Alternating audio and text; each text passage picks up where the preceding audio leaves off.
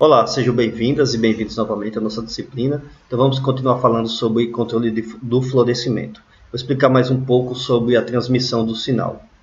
Mas antes, deixa eu comentar sobre um efeito que eu não tinha falado antes, que se chama vernalização, que é a resposta ao florescimento que algumas plantas possuem quando mantidas a temperaturas muito baixas. Então, muitas plantas de clima temperado, elas vão responder a fotoperíodo crítico, né, que eu comentei na aula passada, que a gente vai poder colocar tanto plantas de dias longos quanto plantas de dias curtos, que vão induzir o florescimento após um determinado número de horas de luz e de escuro. Mas esse efeito de fotoperíodo ou de horas críticas de luz vai ocorrer em duas épocas do ano. Então, como as plantas vão saber qual que é a época correta para produzir flores? Por exemplo, uma planta que deve produzir flores apenas na primavera, pode ser que, quando atingido um período crítico no começo do outono, por exemplo, no final do outono, ela poderia, nesse caso, começar a produzir flores só no inverno. E aí isso traria problemas, por exemplo, polinizadores, efeito ambiental às vezes muito severo, como frios muito severos que poderiam prejudicar o desenvolvimento de flores, e diversas outras consequências.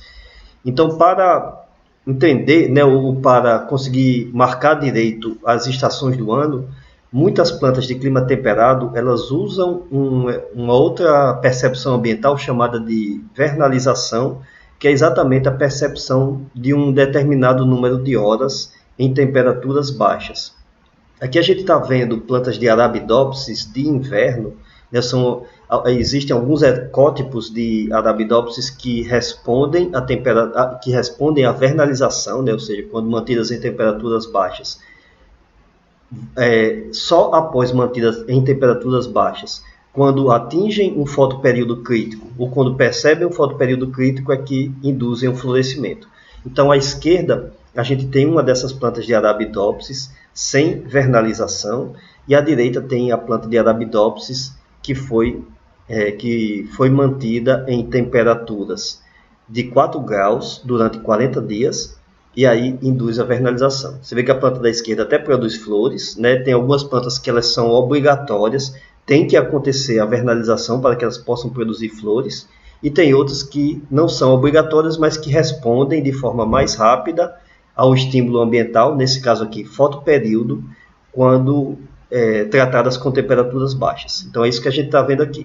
A planta à esquerda ela cresce em forma de roseta, com folhas surgindo de nós muito próximos uns aos outros, e aí ela produz uma quantidade muito grande de folhas, então tem um crescimento vegetativo muito grande, enquanto que a planta direita, que foi vernalizada, ela cresce, digamos assim, da forma normal que a planta deveria crescer, após, nesse caso aqui, nessas condições experimentais, de 40 dias mantidas a 4 graus, ela vai e depois colocada no fotoperíodo estimulante, que no caso de Arabidopsis é uma planta de dias longos, então quando o número de horas de luz vai aumentando, aí ela vai, em vez de produzir folhas, ela desenvolve um crescimento mais alongado, os nós e os entrenós são mais longos, aliás, os entrenós são mais longos, são mais distantes uns aos outros,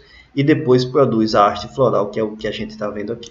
Então isso demonstra o efeito de vernalização nessa situação aqui, desse ecótipo de Arabidopsis.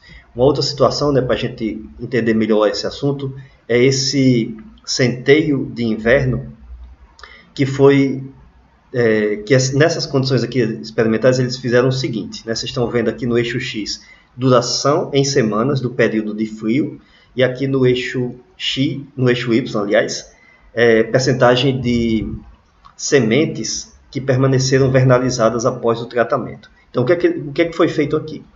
A planta em si não foi tratada, mas eles colocaram sementes embebidas em temperaturas de 5 graus, e aí essas sementes permaneceram por 2, 4, 6 e 8 semanas, e em seguida fizeram um tratamento chamado de tratamento de desvernalização, que, por exemplo, após 2 semanas a 4 graus, as sementes foram mantidas a 35 graus por 3 dias e por aí vai, tá? Então 4 semanas invernalização, 3 dias a 35 graus e por aí vai, tá? Ou seja, vernalização e desvernalização depois. Então vocês observam que se o tratamento de vernalização for relativamente curto, boa parte das sementes que foram vernalizadas são desvernalizadas. Então aí a gente observa aqui com 2 semanas praticamente nenhuma planta oriunda daquelas sementes produziu flores quando colocada em fotoperíodo estimulante. Com 4 semanas, em torno de 40%, 43%, quase 50% das sementes das plantas, aliás, produziram flores, com as sementes tratadas em vernalização e depois desvernalização. E observe que essa percentagem, aliás, vai aumentando, né, até a gente chegar aqui com 8 semanas e 100% das sementes mantidas durante 8 semanas em condições de vernalização, mesmo que faça o tratamento de desvernalização depois, elas vão ainda produzir flores. Então isso mostra um aspecto de que o efeito da vernalização ele vai se acumulando, né? Então é um sinal químico que ele vai se acumulando na planta até um ponto em que ele não pode mais ser revertido. Então mesmo que a gente coloque as plantas em condições não desvernalizantes, elas vão continuar produzindo flores. É claro que isso é condição experimental, tá? No ambiente natural isso não ocorreria, mas isso demonstra de que as plantas elas precisam perceber uma determinada quantidade de horas em temperaturas baixas para que elas possam ser induzidas. Por que isso é importante? Tá? Então, por exemplo, a gente percebe até na nossa região de clima mais equatorial, né, mais próximo ao Equador, que sempre ocorrem situações em que entre as mudanças de estações, a coisa não ocorre de forma muito brusca. Então, em clima temperado é a mesma coisa. Pode ser que, por exemplo, no início da primavera, ocorra ainda alguns períodos, né? Então passou, por exemplo, algumas semanas já em clima de temperatura mais elevada, mas aí depois vem uma frente fria, vem uma redução novamente da temperatura e a planta ela não pode arriscar a produzir flores quando vai ocorrer, por exemplo, essa temperatura mais baixa. Por quê? Tá? Eu acabei de comentar, porque o frio em clima temperado ele pode causar muitos efeitos prejudiciais para o florescimento, não só com relação a polinizadores, mas também com relação ao próprio desenvolvimento das estruturas florais, que são muito frágeis, que podem sofrer muitos danos, e aí nesse caso prejudicaria completamente a reprodução da planta. E se prejudica a reprodução da planta, né, ela não deixaria descendentes, então toda aquela situação que a gente já conhece lá durante a seleção natural.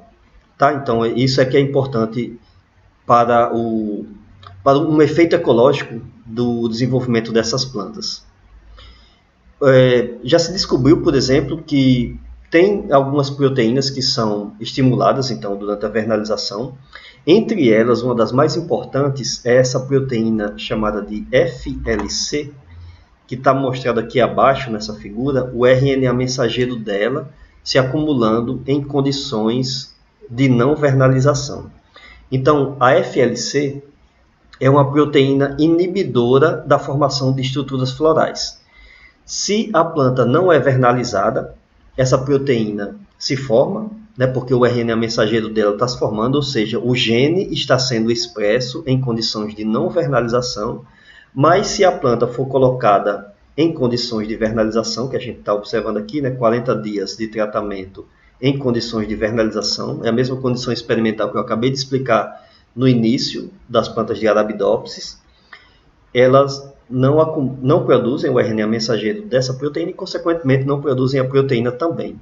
E para comprovar que o efeito é realmente da FLC, a gente tem aqui mais à direita uma planta mantida em condição de vernalização, só que ela tem uma mutação na proteína FLC. E daí, nem vai ter o acúmulo do RNA mensageiro dela, nem vai ter o acúmulo do RNA mensageiro dela e a planta vai começar a produzir flores, né? Então, porque o efeito inibidor da proteína FLC não vai estar ocorrendo aí. Tá? FLC, essa modificação que ocorre no gene da proteína FLC é uma modificação epigenética, ou seja, uma modificação que ocorre a nível de estrutura do genoma, mas não ocorre alterando a sequência dos genes. Tá? Então, seria essa situação aqui. Ocorreu uma alteração epigenética, a planta deixa de produzir a proteína FLC, e aí a gente não vai conseguir mais detectar ela, então, consequentemente, a planta vai começar a produzir as estruturas florais. Nessa outra situação, não, é diferente, né, porque realmente aconteceu o efeito de mutação, aí, consequentemente, não vai ter a proteína e não vai ter o efeito lá na planta. Tá? Por que é interessante esse efeito do controle epigenético? Porque isso demonstra que, respondendo ao ambiente, a planta vai acumulando o estímulo. Eu acabei de mostrar o exemplo ali do centeio, né, que ele vai acumulando o estímulo dependendo do tempo que ele é mantido em condições de vernalização. Então, o que é o acúmulo do estímulo? É exatamente a redução, nesse caso aqui, da Arabidopsis para outras espécies de plantas. Isso ainda precisa ser estudado melhor, mas provavelmente muitas espécies vão ter um efeito semelhante ao da Arabidopsis. Então, o que é o acúmulo, né, do efeito ambiental? Exatamente vai diminuindo a expressão do gene, porque vai ocorrendo alterações epigenéticas nele, e aí, mesmo que a planta passe, mesmo que a gente coloque depois o efeito de desvernalização, mas já ocorreu a alteração epigenética no gene, então, consequentemente, mesmo a planta vai começar a produzir flores, né, consequentemente. Resumindo, né, o controle genético e o efeito observável que a gente vê nas plantas, tá? Então, isso demonstra uma outra coisa, que existe interação entre temperatura e fotoperíodo para muitas plantas de clima temperado.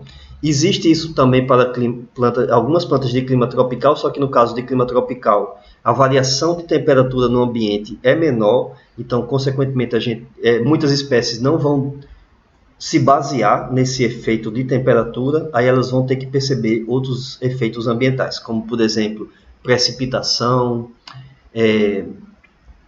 presença de polinizadores, tá? E algumas outras situações que eu vou comentar também. Então, o efeito do sinal químico para o florescimento, ele foi estudado desde os anos 30 do século passado, né, dos anos do século 20, e surgiu a teoria de que esse efeito, e como é um efeito químico, provavelmente seria um hormônio, porque tudo levava a crer que era um hormônio, ou seja, um estímulo percebido em um determinado local, que é transmitido até o outro, né? Eu já comentei que o estímulo é percebido em folhas e que é transmitido até os meristemas apicais, e lá no meristema apical é que ele controla um aspecto do desenvolvimento das plantas, nesse caso aqui, o florescimento. Então, alguns pesquisadores nomearam esse estímulo de florígeno, só que demorou muito até descobrir o florígeno, e por enquanto não foi descoberto ainda em todas as espécies de plantas. Em Arabidopsis já foi, mas em algumas outras precisa ser melhor entendido. Vários experimentos então davam suporte a esse efeito do florígeno. Então, por exemplo, aqui a gente tem essa planta chamada de Perilla crispa, que é uma planta de dias curtos, tá? SDP significa planta de dias curtos, eu comentei no vídeo passado. Então, observe o seguinte, a gente tem aqui plantas cultivadas em condições não estimulantes ao florescimento, ou seja, plantas de Perilla crispa mantidas em dias longos. Só que as folhas que foram enxertadas aqui na parte de cima, vocês estão vendo que a folha inclusive foi cortada para facilitar o processo de enxertia, elas foram as que estão da planta à esquerda. Essa folha foi mantida em condição estimulante ao florescimento, ou seja, em condições de dias curtos, e a planta à direita ela tem uma folha que foi mantida em condições de dias longos, ou seja, não estimulante nesse caso aqui dessa espécie. Então, observe que à esquerda existe a produção de a mudança, aliás, no desenvolvimento da planta, que ela deixa de produzir estruturas vegetativas e passa a produzir estruturas reprodutivas, então ela está produzindo inflorescências aqui, enquanto que na direita ela continua desenvolvendo ramos vegetativos, ou seja, ela não ocorreu aqui alteração no desenvolvimento. Então isso demonstra exatamente que tem um sinal químico que está na folha, que foi obtido inclusive de outra planta, de outro indivíduo, e mesmo ao ser enxertado, esse sinal químico continua sendo transmitido para a planta para induzir o florescimento. Já se sabe hoje que esse transporte ocorre via floema, por causa de diversos experimentos, por exemplo, a taxa de transporte é muito parecida com a taxa de transporte de açúcares no floema. Quando se faz anelamento, o sinal deixa de ser transmitido. Quando se faz algum outro tratamento que destrói os vasos do floema, o sinal também deixa de ser transmitido. Então isso demonstra que realmente esse sinal é transmitido via floema. Uma coisa muito interessante também do sinal químico, tá? Aqui continuando com a Pereira crispa, é que o sinal ele não é necessário em quantidades elevadas. Tá? Então, por exemplo, se a mesma folha que foi enxertada, tá? O que a gente tem aqui mais à esquerda é uma planta que foi induzida, né? Foi colocada em condições de dias curtos para induzir o florescimento. E aqui a gente tem 3 porta-enxertos sucessivos, né? Ou seja, que foram recebendo a enxertia de uma única folha de forma sucessiva, né? Então a folha foi colocada aqui, ela induziu produção de flores. Em seguida, essa folha foi cortada novamente e colocada no segundo porta-enxerto, ele induziu também a produção de flores. No terceiro porta-enxerto também produz a produção de flores, né? E provavelmente, se continuasse, eles ainda teriam alguns outros porta-enxertos produzindo flores também. Tá? Ou seja, o sinal químico é estável, né? Ele é produzido na folha que foi induzida e continua sendo transmitido, mesmo que vá se fazendo enxertias sucessivas. Aqui numa outra espécie de planta, a Xanthium, que eu comentei no vídeo passado também, que é também uma planta de dias curtos, tem um esquema mostrando o resumo de um experimento muito interessante também. Então, a planta que está mais à esquerda, ela foi colocada em condições estimulantes ao florescimento, né? Ou seja, foi colocada em condições de dias curtos. Em seguida, foi cortado uma parte dessa planta aqui e enxertada em outra, que não estava sendo cultivada em condições estimulantes ao florescimento. E aí, consequentemente, o sinal químico foi transmitido até esse ramo que está aqui abaixo, e ele deixou de ter crescimento vegetativo e passou a ter crescimento reprodutivo.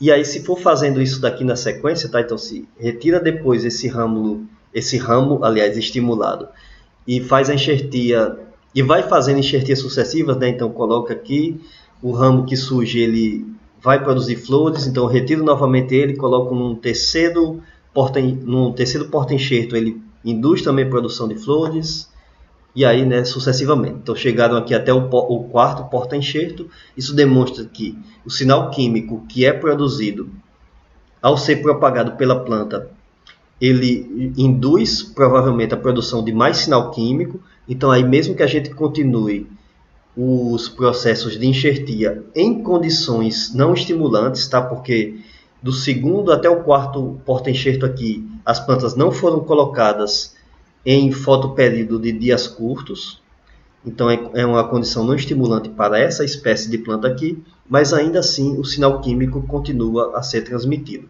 Tá? Então isso demonstra, aliás, isso dava suporte, né, à teoria de que existe realmente um florígeno, provavelmente um hormônio responsável pela transmissão do sinal percebido nas folhas e o controle do florescimento. Então, para exemplificar melhor esse efeito da transmissão do sinal, a gente tem aqui alguns exemplos de experimentos de enxertia que foram feitos entre cultivares diferentes e até entre espécies diferentes, né? Mas é claro que geneticamente relacionadas, mostrando a transmissão de sinais. Então, o primeiro deles aqui foi feito entre Elianthus annus, que tem, nesse caso aqui, uma cultivar de dias neutros, então por isso que está colocado aqui DNP, tá? Eu não comentei ainda, mas muitas plantas elas não respondem ao comprimento do dia para induzir o florescimento. Isso é o mais comum em plantas de clima tropical, tá? Porque aí elas, em clima tropical, né, em regiões mais próximas ao Equador, o comprimento do dia se mantém muito parecido ao longo do ano todo, então as plantas, consequentemente, elas vão depender de um outro fator ambiental para controlar o florescimento. Por exemplo, disponibilidade de água, umidade do solo, umidade do ambiente ou temperatura, né? Tem vários efeitos ambientais que podem variar dependendo do ecossistema, e aí para que a planta possa sincronizar o seu florescimento, tanto de acordo com o florescimento de outros indivíduos, quanto no caso da disponibilidade de polinizadores, insetos ou outros animais, por exemplo, elas vão ter que, né, nesse caso, perceber um outro efeito ambiental. Então, nesse caso aqui, essa planta de Elianthus anus, que é de dia neutro, foi colocada em condições de dias longos, tá? O LD significa dia longo, né? Eu comentei no vídeo passado por que se usa ainda a sigla em inglês, né? Porque normalmente os livros utilizam assim, tá? Então, para evitar confusão, esse livro aqui de fisiologia que eu estou utilizando como livro-texto, os tradutores optaram por manter os mesmos termos usados em inglês, né? Que aí, quando a gente compara com a literatura estrangeira, não dá confusão. Então, voltando aqui ao exemplo, tá? Então, a planta de dia longo, aliás, uma planta de dias neutros, mantida em condições de dia longo, enxertada em Elianthus tuberosos, que é uma espécie relacionada, que é uma planta de dias curtos, só que ela estava sendo mantida aqui em condições de dias longos, ou seja, em condição não indutora para ela. Mas ela foi induzida a florescer, a produzir flores, sendo enxertada com esse outro indivíduo. Tá? Mesmo que a condição de estímulo aqui fosse diferente, né? Que, se a gente for pensar, não, deveria ser uma condição de dias curtos para induzir o florescimento aqui.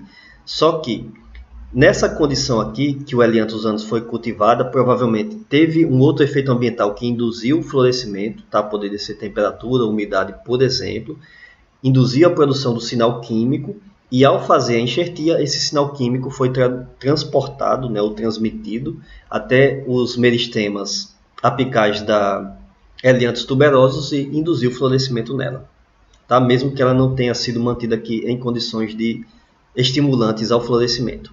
Um outro exemplo, tá? A Nicotiana tabacum aqui, um cultivar de tabaco chamado de Delcrest, que é uma planta de dia neutro também, que estava nesse caso aqui sendo cultivada em dias curtos. Ela foi, e nesse caso aqui dela, tá? Foi induzido também o florescimento. Nesse caso, assim como o do Elianthus anus, com certeza não foi o fotoperíodo que induziu o florescimento, porque ambas são plantas de dias neutros, mas um outro fator ambiental. Mas, ainda assim, depois que o estímulo químico foi produzido e se fez a enxertia nessa espécie de Nicotiana silvestris aqui, que é uma planta de dia longo, mas que estava em condição não indutora, ou seja, estava sendo cultivada em dias curtos. Então, ainda assim, também o sinal químico foi transmitido e ela foi induzida a florescer. Tá, e aqui a gente tem mais dois exemplos. Nesse caso aqui, a Nicotiana silvestre, planta de dia longo, né, que eu acabei de mostrar ali. Aliás, uma variedade de Nicotiana silvestre, de dia longo também, assim como a mostrada aqui acima. Só que em condição indutora aqui, né, em dias longos, enxertada em um outro cultivar de tabaco comercial chamado de Maryland Mammoth,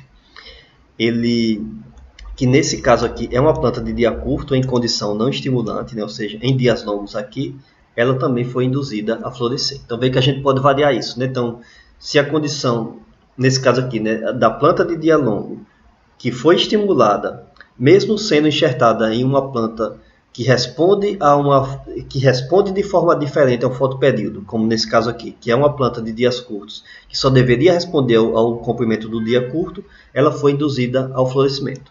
Tá? Ou seja, por quê? Porque o sinal químico foi produzido e foi transmitido. Tá? Depois que o sinal químico é produzido, depois que a planta está evocada a produzir flores, não importa se a gente altere o fotoperíodo ou outro fator ambiental. Esse sinal químico que foi produzido, ele vai ser transmitido. Tá? E provavelmente vai continuar sendo produzido depois que o processo foi iniciado. Né? E aqui para finalizar, né, a Maryland Mammoth foi de tabaco, né, que é de dias curtos, né, que eu acabei de mostrar aqui, em condição estimulante, né, nesse caso aqui de dia curto, enxertada na Nicotiana silvestre, que é de dia longo, em condição não estimulante, também induziu o florescimento dela, tá? Mostrando mais uma vez, e aqui é só um resumo, né, diversos experimentos nesse sentido foram feitos, mostrando que realmente existe o sinal químico, por isso que ele foi nomeado, né, ou apelidado no começo de florígeno, e foi uma das coisas mais difíceis dentro da fisiologia vegetal descobrir qual que é o florígeno. Como eu acabei de comentar, aliás, ainda muitas espécies de plantas ele não foi identificado, ele foi identificado em Arabidopsis, que daqui a pouco eu vou comentar o que é o florígeno em Arabidopsis. Bom, e o sinal químico ele também é transmitido muitas vezes entre espécies de gênero diferente. Tá? Aqui só antes de comentar um pouquinho, deixa eu só explicar como é que pode um efeito de enxertia dar certo. Em primeiro lugar, são espécies de gênero diferente, mas é claro que são geneticamente relacionadas.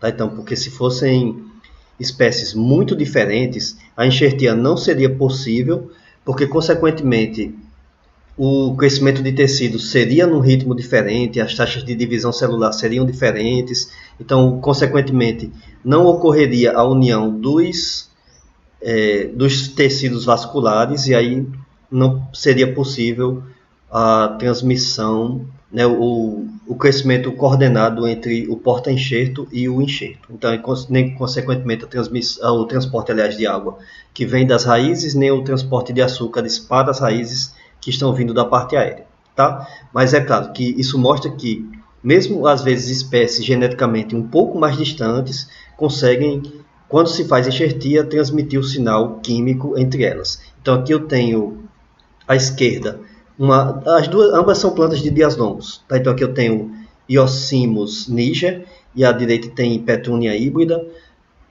Só que a planta à esquerda, ela, apesar de ser, aliás, além de ser de dias longos, ela depende de vernalização para induzir o florescimento. E quando se faz a enxertia dessa planta que está à direita aqui, tá? Vocês observam que o porta-enxerto é o da esquerda, o galho vai até a parte de baixo, né, ligado aqui às raízes. Então, quando a gente faz a enxertia de um outro galho ou de uma outra estaca aqui, da planta de dia longo que não requer vernalização, ela induz a produção de flores na planta que está aqui à esquerda, mesmo que ela não tenha sido mantida em condições de vernalização. São condições de dia longo aqui que foram mantidas, mas de não vernalização. Né? Ou seja, dá para se transmitir o sinal químico, mesmo que o requerimento ou a exigência ambiental seja diferente, nesse caso aqui, entre espécies de gênero diferente. Então vamos comentar um pouco como é que funciona essa transmissão de sinais, regulando a percepção tanto do fotoperíodo quanto de temperatura para a indução do florescimento. Como eu comentei, a transmissão do sinal ela ocorre via floema. Então, nessa figura aqui, a gente observa um detalhe de um corte de um tecido em uma folha, tá? Que, como eu comentei, né, são as folhas que percebem o sinal ambiental, são as folhas que percebem tanto a temperatura quanto o comprimento do dia. Então, nesse caso aí do comprimento do dia, eu comentei no vídeo passado, né, o envolvimento dos fitocromos e dos criptocromos na percepção do sinal luminoso. E esse sinal, então, depois que ele é percebido, ele induz a alteração na expressão gênica e aí, consequentemente, depois que ocorre a alteração na expressão gênica, a planta, aliás, vai ter que transmitir esse sinal até outras partes. Então, observem, isso aqui é uma região de um tecido foliar próximo ao floema, mostrando exatamente as células companheira e elementos de tubo crivado do floema. Eu comentei tudo isso no nosso vídeo sobre transporte no floema, né, na nossa disciplina. Então, observe que após ocorrer a indução, ocorre a expressão de um gene aqui chamado de FT, que em Arabidopsis, FT, que produz essa proteína que está mostrada aqui por essa bolinha azul, ela é exatamente o florígeno que demorou, que eu acabei de comentar, né, demorou muito a ser descoberto entre plantas e que em algumas espécies ainda nem foi descoberto, provavelmente uma proteína relacionada à proteína FT de Arabidopsis.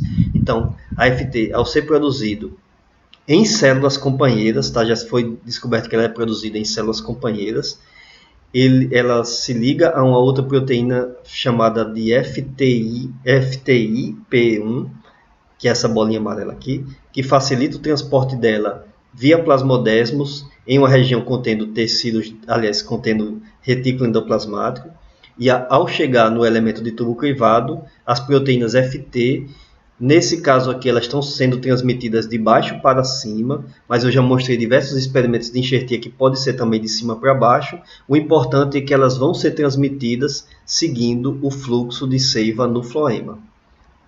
Tá? Então, se for uma planta que produz flores nos meristemas apicais, o fluxo de seiva vai ser predominante para a região do meristema apical, né? Eu até comentei isso lá durante o transporte no floema, né? Que ocorre alteração nas relações de fonte e dreno. Quando as plantas vão produzir flores, o dreno das estruturas florais passa a ser muito forte e aí, consequentemente, vai ocorrer mais transporte de seiva do floema até esse dreno e que vai carregar as proteínas FT em maior quantidade até ele. Tá? E o inverso poderia, né, imaginar uma planta que produz flores nos ramos laterais, né, em galhos mais baixos. Então eles vão passar a ser drenos mais fortes e aí, consequentemente, o transporte da proteína ou de uma proteína, se for uma outra espécie, né, de uma proteína relacionada a FT de Arabidopsis vai ocorrer em maior quantidade até ela. Tá? Então, nesse exemplo aqui, o transporte é para cima, a Arabidopsis produz a flor no meristema apical, como está mostrado aqui nesse esquema. Tá? Isso aqui é um esquema de uma planta de Arabidopsis, em que no meristema apical principal ou nos meristemas apicais dos ramos laterais vão ocorrer a produção de flores. E aí a proteína FT que vai ser transmitida via floema, que foi induzida a ser produzida nas folhas que perceberam o estímulo ambiental, ela chega na região do meristema apical da planta e vai interagir com diversas outras proteínas e diversos fatores de transcrição. Então, vê aqui a FT interagindo com essa proteína FD, e aí ela regula, nesse caso aqui, a expressão de um gene chamado de SOC1, que por sua vez, né, faz com que ocorra um processo de retroalimentação. O SOC ele induz a síntese dessa proteína LFY, que por sua vez induz ou interage com outras proteínas e vai consequentemente ampliando o sinal que chegou sendo transmitido lá a partir das folhas. Interessante é que esse sinal aqui ele pode ser inibido, entre eles uma das principais inibidoras é a proteína FLC, que eu acabei de comentar aqui nesse vídeo, aliás, que eu comentei bem no início aqui desse vídeo, que é aquela que, se a planta não for vernalizada, no caso de plantas, é claro que dependem de vernalização, então se elas não forem vernalizadas, então a proteína FLC continua se acumulando e, consequentemente, vai inibir o gene SOC, então não vai haver produção, né, não vai haver regulação para a produção de estímulos florais. Mas em condições de vernalização, essa proteína é inibida, então vê aqui inibição por temperatura baixa, que é exatamente vernalização, e aí ela vai deixar de inibir a SOC, e a SOC que vai interagir com a FT que está chegando, e que vai estar ligada aqui a FD, né, vai induzir a floração. Tá? Então a parte genética está começando a ser compreendida até agora, né? Provavelmente é mais complexo do que isso, mas observe que a FLC também ela vai depender do número de folhas. Se a planta tem uma quantidade pequena, ou seja, que ela, se tem pouco crescimento vegetativo, ela vai continuar produzindo FLC, ou seja, vai manter uma inibição do florescimento.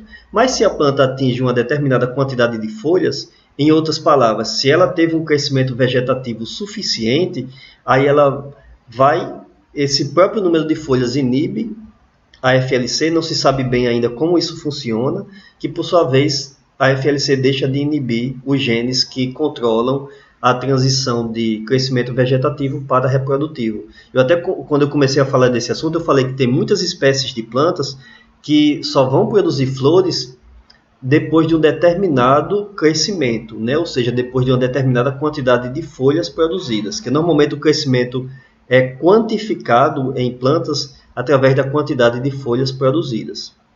Tem algumas outras interações que ocorrem aqui. Por exemplo, sacarose, né? Ou seja, se a planta está bem nutrida, isso significa que ela pode produzir flores. Então, sacarose em concentrações elevadas estimula a proteína SOC1, juntamente com FT e FD que estão chegando ali, né? E o hormônio vegetal giberelinas também estimula a proteína SOC1, tá? Então, mostrando que a coisa realmente vai ser mais complexa ainda. Até porque a planta precisa perceber muitos estímulos ambientais e endógenos para induzir o florescimento, mas isso já mostra, né, que a gente está começando a compreender como isso vai sendo controlado.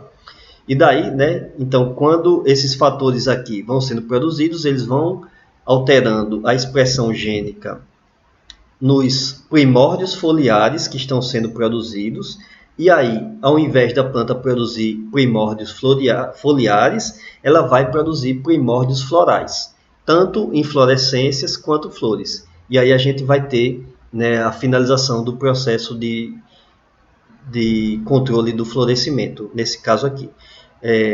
Isso explica também por que depois que o estímulo acontece, né, ou seja, depois que começam a haver a produção de estruturas florais, esse processo não pode mais ser revertido naquele meristema que foi induzido, tá? Naquele meristema que foi evocado e que já está começando a produzir estruturas florais. Tá? No caso de plantas perenes, né, de plantas de ciclo mais longo do que um ano, aí vão existir algumas gemas que não foram induzidas ainda, que durante, por exemplo, a próxima estação, elas vão produzir depois uma certa quantidade de crescimento vegetativo, até depois serem transformadas de vegetativas para reprodutivas também. Tá? Isso no caso de árvores, por exemplo. No caso de Arabidopsis, então, esse processo já está relativamente bem compreendido, pelo menos a parte básica, e, né, o resto agora a gente compreender isso melhor em outras espécies de plantas. Bom, então a gente fica por aqui nessa parte. Só falta mais um pouquinho para eu encerrar esse assunto, que daí na sequência eu vou comentar como é que ocorre a alteração na morfologia dos meristemas, que vão deixar de ter crescimento vegetativo para terem crescimento reprodutivo. Muito obrigado pela atenção e até a próxima.